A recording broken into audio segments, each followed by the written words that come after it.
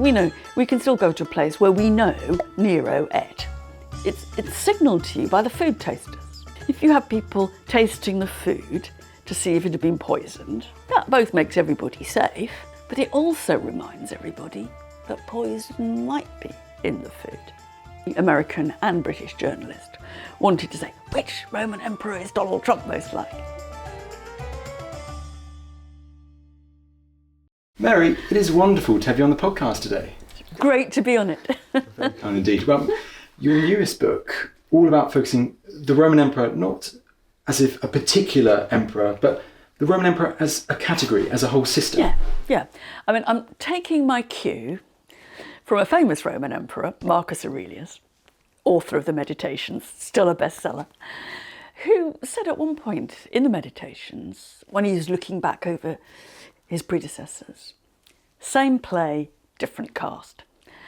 And I thought, actually, what he's hitting on is the idea that, of course, there's differences, but essentially the structure of one-man rule at Rome remained for several hundred years basically the same. And that we invest terribly strongly in the idea of the mad Caligula, the luxurious Nero. We're very individualising, and there's some good work being done there, I'm not knocking it. But that actually what Marcus Aurelius is suggesting is that these emperors were more similar than they were different. Of course they were different, but they were more, the job they did the same, the job description's the same, what they had to do each day was the same, where they lived was the same, and that sometimes you can gain by putting them all together, or at least putting a good group of them, rather than becoming preoccupied with individuals and individual psychopathology and the mad guys on the throne. You see that, I think, very clearly if you look at some of those distinctive anecdotes, because actually they're very idiosyncratic when you tell them about one emperor, but don't forget they're told about several same anecdotes. And is it also really important using that lens when looking at the perception of ordinary people in the Roman Empire, when they look at the role, the importance, the place of the emperor himself? Right. I think that's absolutely right. And there are some people, those close to the centre of power, for whom the individual emperor and his own particular characteristics were hugely important. If you were on the emperor's dinner list, it mattered. I'm sure whether it was a Domitian or a Nerva. But most people outside Rome, they do know something about the changing of emperors. They see it on the coinage, they see new statues. But what you find them referring to is the emperor. It's the emperor. And I think it's worth exploring it from that way. And, you seeing it more, how the Roman emperor appears to those who are not eating with him every other night. And I think people can feel a bit anxious because they think, oh, blimey, I don't know my Roman emperors really. And, I can take one, but she's going to be dealing with almost 30, heavens. Well, I think the point is most Romans didn't know their Didius Julianus from their Pertinax either, And there's a wonderful papyrus, very beautifully written, clearly compiled by some nerd in Roman Egypt in the 3rd century. And he's writing down the names and the lengths of the reigns of emperors from Augustus onwards. And he gets them wrong, right? Phew, that's great, So if you kind of worry that you don't know your Marcus Aureliuses from your Antoninus Piuses, don't worry, because many Romans didn't either. Well, I'd love to delve into that, particularly that perception of the emperors and what their role was, particularly for the ordinary people in the empire. I think first of all I need to ask about maybe a bit of a background to this all. Yeah, sure. In the origins of this autocracy, the basics of one-man rule almost. Do we know how this idea of the emperor, how it starts to emerge in ancient Rome? Well, that's a $64,000 question, isn't it? And the Romans were not the first to invent one-man rule. And in fact, in their mythology, their early rulers had been kings, right? But what you've got, I mean, I think the basic way of seeing it, and I try to lay it out as unnerdishly as possible in the book, is that for 400 odd years, after they'd chucked out their mythical line of kings, like almost every ancient city does, they were governed by not a democracy, I call it a sort of democracy, that there were elections in which all male citizens could vote. They didn't all have quite equal weight in their voting, but everybody could vote. And they elected a series of officials to run the state on two basic principles. One is that no one held office for more than a year at a time, and no one held office on their own. So, we think, what's the top officials? The consuls. Always two of them, right?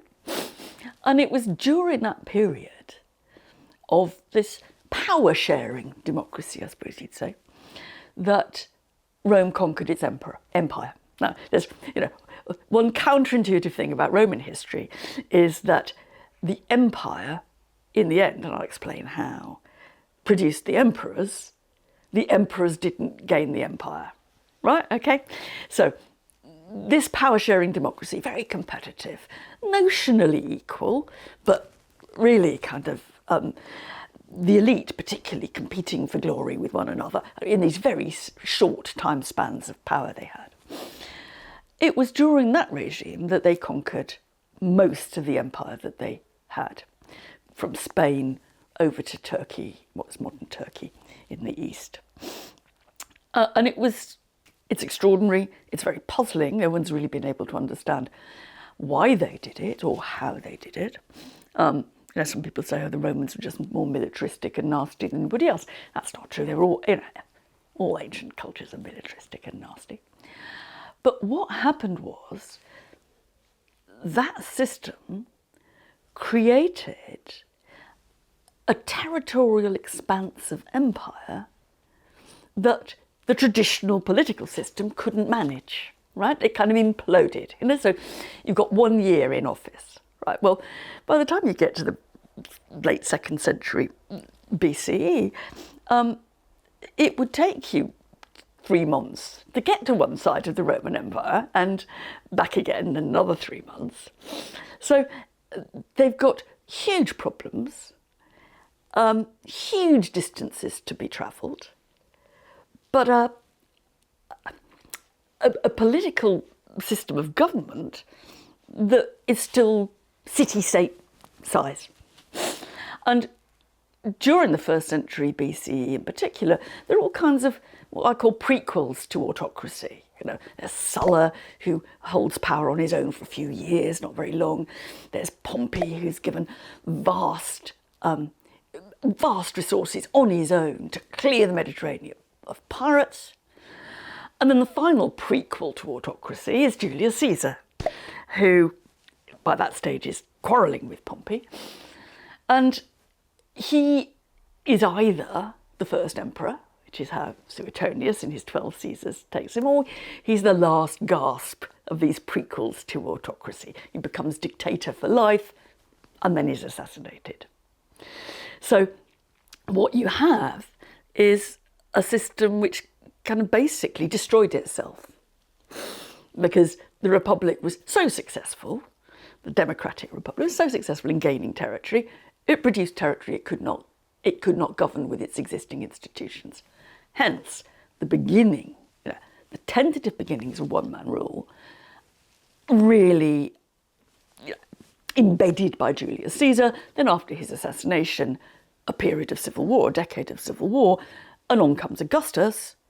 And at that stage, he's still called Octavian, he changes his name later. But by then, there is no doubt that Rome is going to be ruled by one man. And as it dawns on them that this new autocratic kind of one-man rule is starting to emerge, these republican, democratic institutions... They would have hated the word democracy. No Roman ever liked the word democracy. That's sort of. These age-old institutions, let's say the Senate, are they therefore remodelled almost to fit into this new world where the emperor, the system of the emperor has now emerged? Yeah, in a way you could put it like that. I mean, I think that I would say that one of the secrets of the success of Augustus is that he constructs one-man rule using the rhetoric and the institutions of the old sort of democracy. So the institutions have changed dramatically, but they're still using the buzzwords, the slogans, and the institutions don't get abolished. So all the old political offices that were once fought for in popular elections fiercely, those remain, but elections get transferred to the Senate. And the Senate remains, but it doesn't have the power and authority as it used to have, or at least they're always kind of nudging their way round the power and the authority of the emperor. So you can say, and it used often to be said, that the whole of the imperial kind of schema as devised by Augustus was built on bad faith. You know, he pretended to be restoring the Republic, but actually he was establishing one-man rule. I don't think he was pretending to do anything, really. I mean, if the Roman elite were not stupid. They didn't think, oh, God, maybe the Republic is still survived, but we got an emperor. Hey, come on. What he was doing was he was casting a very new form of political life in the words and the slogans and the ideas of the old. Dramatically changed, but still sort of familiar. And everybody still wanted to be consul. Now, the fact that it was effectively chosen by the emperor, even if voted on in the Senate, there was awkwardness about that, but those kind of ambitions remained. And in a sense, it's brilliant.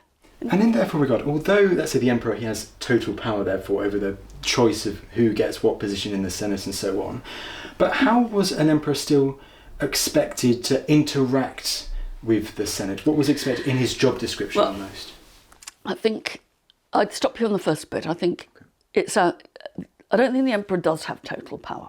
I mean, formally, maybe you might say that's not right, but I think that the monarch always, to some extent, has to rule by consensus. Otherwise, they get killed. Right? So it might look like total power, but it's always hedged around with respect to the Senate, with not upsetting the apple cart. And because in the end, monarchs can't rule on their own. No monarch can rule a vast empire on his own. Right?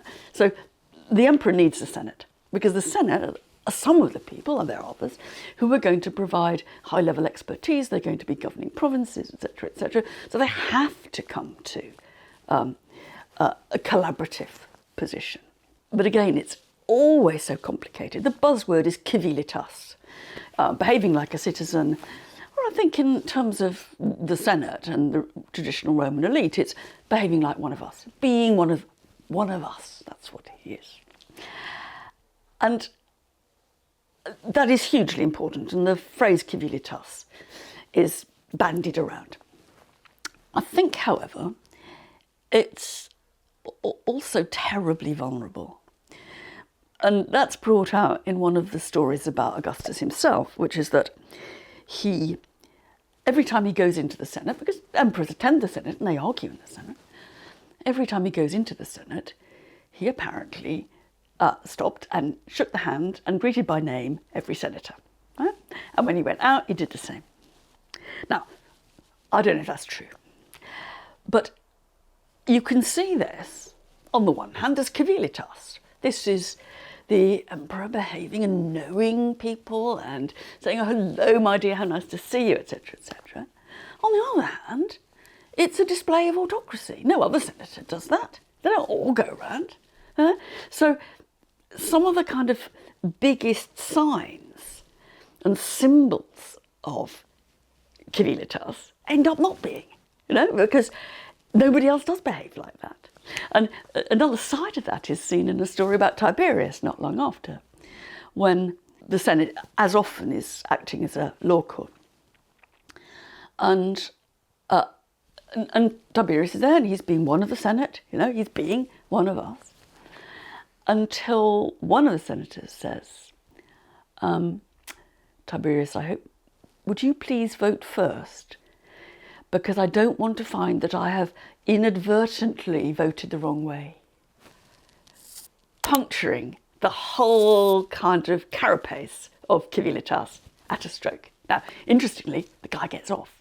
And maybe that was the point, Tiberius was being positioned to have to vote for acquittal. But you see that those kinds of slogans are always vulnerable. It's like displaying your modesty. Augustus displays his modesty, but it's a display, is it? But hey, how do you boast of your modesty? Well, that's the issue at the heart of some of these encounters. It's really interesting, isn't it, from the sources, seeing those examples of the cooperation of senators with the emperor. And I know you also mentioned about the potential.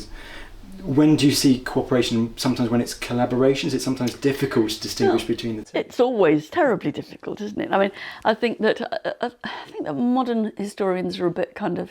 Now, actually, most modern historians are collaborators with whatever. We get on, we keep our heads down, we occasionally say, I don't really approve of that. But, in our daily lives, most of us cooperate. We call it cooperate, you might call it collaborate.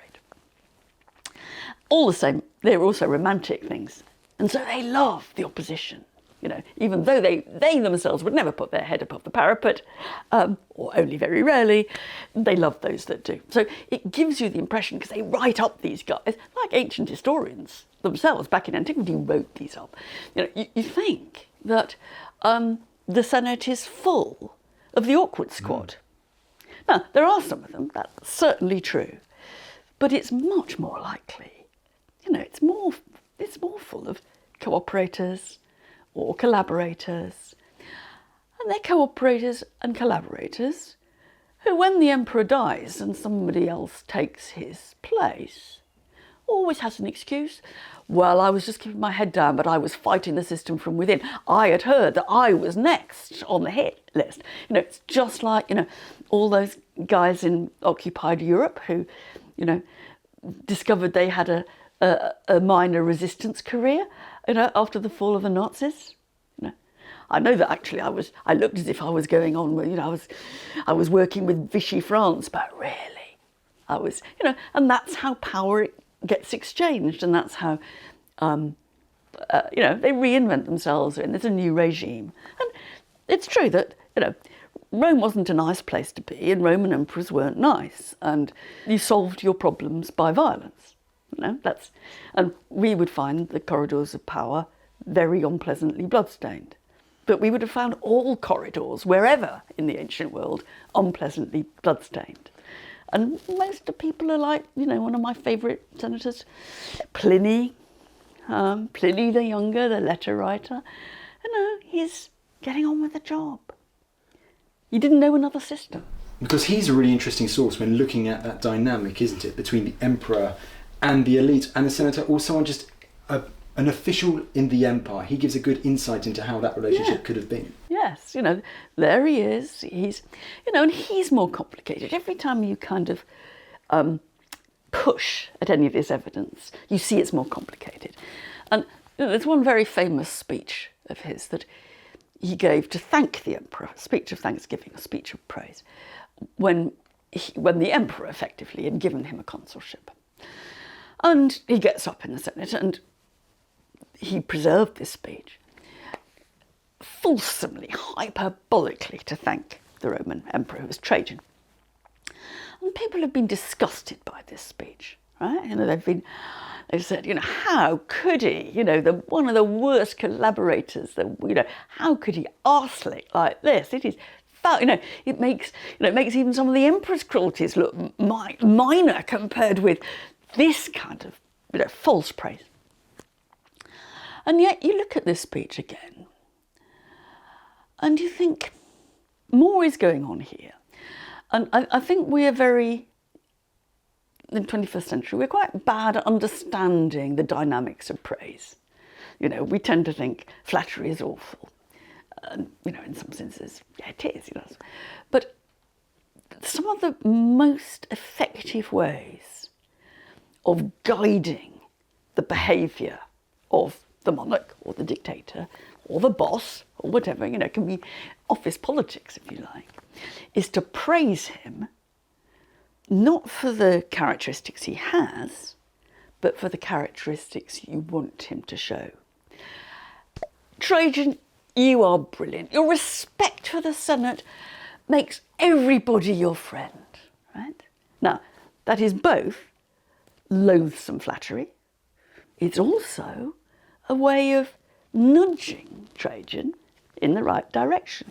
Everyone's your friend because you respect the Senate, right? Got it? Got it? And so here you find, you know, you can't quite know where any of this complicated language sits. You know, Pliny's, you know, in some ways he is one of the worst, and he did quite well under what he calls in this speech of praise the tyrant Domitian. He did jolly well, and afterwards he goes around saying, "Oh, there was a letter on his desk when he died showing that I would have been the next to be threatened with death or exile." I don't know. But he, like Tacitus, another kind of great opponent of Domitian, they prospered under Domitian. You know, what you're seeing is what most senators were up to, probably, which is reinventing themselves. Oh, it's a bit like prime ministers, isn't it? It is, and also, I guess, how the reputation of a particular emperor, or the emperor, it very much depends on the succession of what happens next, yes, isn't it? Much. I mean, now, I think one's got to be a bit careful because there is a sort of awful tendency amongst kind of subversive ancient historians to say, oh, he wasn't a nasty guy, he wasn't a monster, he was a goody, really, look at all this. You know, and just to kind of overturn the bad reputation and make it good. And, you know, in the end, it's very hard to know. But what is absolutely certain is that there is one thing more than anything else that determines the reputation of an emperor, which is what happens after him. You know, so Vespasian, great goody. Why is he a great goody? Well, he might have been a decent guy. But really, whether he was or wasn't, he was the first emperor to be succeeded by his natural son Titus, and it was overwhelmingly in Titus's interests to big up the reputation of Vespasian, from whom he owed his position on the throne. Likewise, there is a tendency to say, oh, he was so awful that they assassinated him. Turn that on its head, and you say, look, as soon as an emperor is assassinated, it's in the interests of the guy who replaces him to say that assassination was legitimate. He may also be nasty, and I think that's the kind of big black hole that, you know, you can see that point, but you can't just flip it and say, oh, so he was nice then. But you see that it's what comes after, as you say, that makes a difference. And, you know, let's remember, good rulers get assassinated and bad rulers get assassinated. So let's move into the palace. You mentioned the corridors earlier. So the emperor at dinner. This is an interesting place from the surviving sources where you can get an idea, more of an idea of the emperor in the system. Yeah, and I big up dinner because partly it's because it is something we're sort of familiar with. We've seen the movies where they're lying down and quaffing Falernian wine and saying, pass the dormouse or whatever. And that's not entirely wrong. So you can move out from an image that's familiar to us to one that's likely less familiar. And part of the reason I chose to put quite a lot of stress on it is you can still find these dining rooms. We know we can still go to a place where we know Nero ate, right? Now, many of the rooms in the palace, we are very uncertain about what their function was. Dining rooms, you can almost always spot because of the way the couches have been laid out. And you can still see the marks on the floor, even if they're not permanent. And so I think it is quite exciting to think, okay, here we can actually place the emperor doing something whose rules we basically know. And dinner is, of course, a great example to choose because, everybody now knows that formal and informal dining is full of hierarchies. It's where hierarchies are subverted because we're all eating together, but it's where hierarchies are reinforced because I'm at the bottom of the table and you're sitting next to the host. Right? And so you can see those kind of power dynamics in the descriptions of dining with the emperor. And, they run from the probably fantastic, Elagabalus in the 3rd century, serving, he wasn't the first actually, serving the lower order guests fake food when the upper order guests got real food, right? So they sit there with wax apples, looking at everybody else enjoying themselves. And so you can see how the distinctions and the humiliation is introduced. It's like when Domitian is supposed to have invited a load of Roman toffs to dinner and they come in and everybody's wearing black. And they discover that all the servants are dressed in black. All the couches on which they lie are modelled on tombstones. All the food is funeral food. And Domitian spends a whole evening talking about death. And I think, oh, blimey, last hour has come, everybody. They go home, knock on the door. And what comes in is some of the expensive silverware that they've been eating off. Right? Now, that's the kind of toying humiliation, or it's told as if it was toying humiliation of the elite. Nobody gets hurt, everybody gets some nice presents, but you've spent an evening thinking that it was your last hour. And those kind of humiliations really concentrate at the picture of dinner. So you get eyewitness accounts from all kinds of points of view, and you start to get this sense that it's a bit like the country house in an English crime novel. If you're in a country house, someone's going to get murdered. But at dinner, it's signalled to you by the food tasters. If you have people tasting the food to see if it had been poisoned, that both makes everybody safe, but it also reminds everybody that poison might be in the food. So it's luxury, it's pleasure, you're very flattered to be invited, but it's also dangerous, fearful, a site of crime. We know quite a lot about the servants as well. So it's not just those guys who were guzzling down the food. We know a lot about who was making it, who was doing the washing up, who was kind of handing out the napkins. And you start to see the whole infrastructure behind the imperial dinner party. And hierarchised itself, and there's a hierarchy at the top and there's a hierarchy at the bottom. So there's some wonderful tombstones where people who work in the imperial kitchens make it very clear where on the hierarchy they live. And there's a great one who says, I'm not just a cook, I wasn't just a cook, I was an archimagiros, I was a chef de cuisine. Going right through, and that amazing, it's a display of power and authority, whether it's for generosity of an emperor or humiliation, one way or another. Right. In regards to the average Roman or the average person in the empire, was an emperor ever expected on a special occasion or whatever to be at a dinner or a great dinner or something like that, where he would be eating alongside the people, I guess, who were his subjects in the Roman Empire? In some ways everybody's his subjects. So when he's inviting the senators, they're his subjects. He is sometimes the host of vast dinner events. Not always in dining rooms. Then one of the most famous is in the reign of Domitian at the end of the 1st century CE. And Domitian hosts a sort of picnic, actually, in the Colosseum. So there were about 50,000 people. There were, in our view, I think, rather tasteless displays going on, not gladiatorial displays, but sort of spoof battles between women and dwarfs. I mean, which is almost as distasteful as what normally happened there.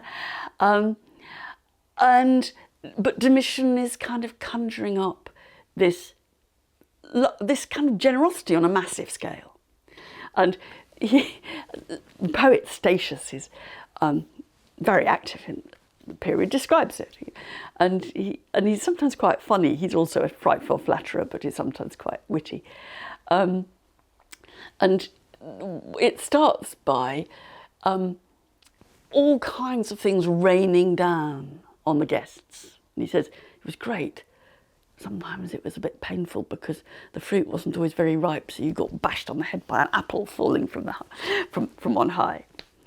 And there was lots of wine, and it can't have been lie down because they were in the Colosseum. It must have been a sit-down picnic. And you get people trying to wangle invitations to dinner. You get stories of a provincial who tried to pay money. We know about this, don't we? People trying to pay money to have dinner with the ruler of the world. Well, that certainly happened. Well, therefore, let's focus more on these people in the empire. That they view the emperor. They wouldn't be as interested, in the actual name of the emperor, but the position of the emperor. What would these people? What would they expect of an emperor? What would they see in an emperor? In theory, and how far this can be in practice, difficult. In theory, they expect him to listen to them when they want. They expect him to be accessible. And there's a story told about the Emperor Hadrian. It's also told about other earlier rulers, so you can see that it's a bit of a cliche. But when it's told about the Emperor Hadrian, it's the story of him being out in the country. A woman comes up to him and says, "Excuse me, Emperor," and he says, "I'm terribly sorry, I haven't got time." She says, "If you've not got time for me, not got time to be emperor." And he stops and listens to her. So you've got that sense that in theory, the emperor is approachable. Now, in practice, this cannot have been quite like that. But I think it's a very powerful myth about the emperor that he should listen to you. That's where the buck stops. And ultimately, he's the guy who can solve your problems, even if they're quite, in our terms, trivial. And I think that explains quite a lot of the image making and the stories, which kind of focus often on individual people trying to bend the emperor's ear. And there's a lovely story about Augustus, which I think is revealing in all kinds of ways. A guy has gone to one of his greetings, his salutationes, and he wants to give a petition to Augustus, and he's not used to it, and so he keeps going like this, bringing his hand in and out, before he's not quite sure how to do it. And Augustus says, "You're looking as if you're trying to give a penny to an elephant." And it's told because it's great wit on the part of Augustus, But it also helps you capture that idea that it's jolly frightening. It's that reputation, isn't it? It can be incredibly frightening, and I guess you could do that lens into the ordinary person. But I mean, how you mentioned in theory the buck stops with the emperor, and obviously this walking court of appeal. That I know you use that phrase as well. But realistically, how probable was it that, let's say, he's got a problem in his local city-state or town, let's say in Asia Minor or somewhere, the emperor's going nearby? I mean, how likely would it be that a person would be able to approach the emperor? I think it's probably easiest when the emperor's travelling. If you're lucky and he's coming near your hometown, I think then you're on familiar territory, and I think then that's probably the easiest occasion for ordinary people to be able to put a little scrap of paper into the emperor's hands and get an answer. Look, that happens. I'm quite sure that happens. We have plenty of documentary evidence that happens. We have some of the answers, and so we know that it happens. But I think quite a lot of it, there's something more to it than meets the eye. The people who manage from some little village out in Bulgaria, who managed to get their petition to the emperor, they've often gotten in somehow. One I'm thinking about is a really long complaint by a group of people from a completely tiny little town called Skaptapara. And they're wanting to complain that Roman officials passing through have been trashing the place, right? That very long complaint. You know, they're perfectly innocent little people trying to live their own life, and these Romans turn up and, you know, demand that they can just take over the baths or whatever. You know? And you think, gosh, this is really long, complicated. Short reply underneath. Then you look again and you see the person who actually gave this petition to the emperor was a man whose home was in Scaptapara, but was serving in the imperial guard. So there was a guy who, you know, it was a real petition, but there was a guy who could be intermediary. Well, I think I could ask so many different questions. I was wrestling in my mind what I was going to ask next, but I know we've got limited time, so I feel I need to ask with one of the big questions to end it all. They're always the difficult ones. Well, you know, exactly. So preparing for this one, in regards to the world of the Roman Emperor, how can we look at the world of the Roman Emperor as a category when viewing our world today? You mean, what does it tell us about us? I don't think there are direct lessons, you know, and I think that it always used to be the case, particularly under Donald Trump, that every American and British journalist wanted to say, which Roman emperor is Donald Trump most like? And I don't think, you know, it doesn't fit. But I think that it helps you think about power. It's not the same as ours, but I think that one of the things that the Romans worry about is truth-telling, and whether power is an act, whether it's fake, whether you're, you know, the closer you get to the centre of power, the more you're living in a kind of nightmare dystopian universe. And I think to some extent, I think that helps us think about our own structures of power a bit, you know. Who's telling the truth? Big question. Well, Mary, this has been absolutely fantastic. Last but not least, your new book is called Emperor of Rome, and it's out on September the 28th in the UK from Profile Books, and about a month later in the US from Liverite. Fantastic. Well, it just goes me to say thank you so much for taking the time to come on the podcast today. Thank you. Thank you very much. Thanks for having me. Thanks for watching this video on the History Hit YouTube channel. You can subscribe right here to make sure you don't miss any of our great films that are coming out. Or if you are a true history fan, check out our special dedicated history channel, historyhit.tv. You're going to love it.